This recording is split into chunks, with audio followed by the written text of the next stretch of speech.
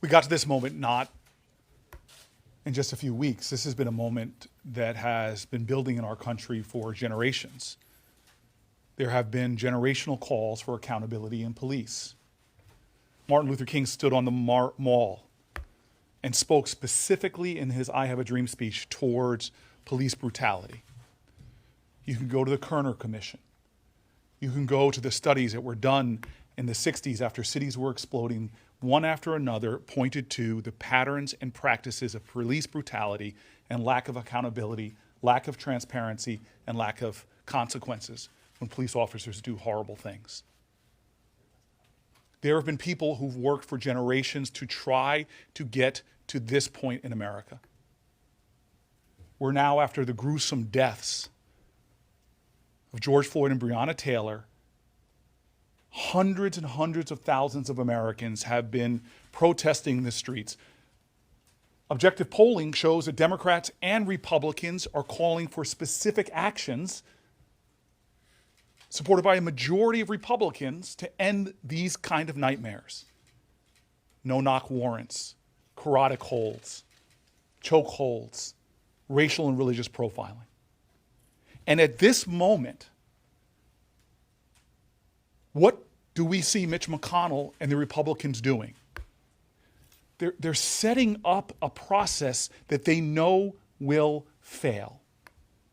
How do we get bipartisan things done? You've heard my colleagues mention it.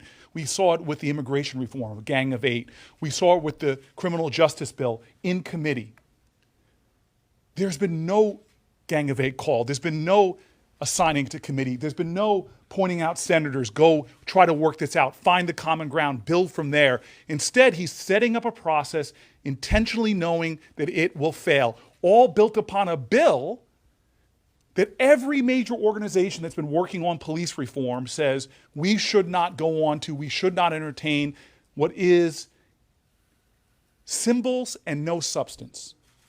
Their bill wouldn't have made what killed Breonna Taylor illegal. Their bill wouldn't have banned the chokehold that killed Eric Taylor. Their bill would not have allowed the family of George Floyd to sue on civil rights charges for the violation of his civil rights.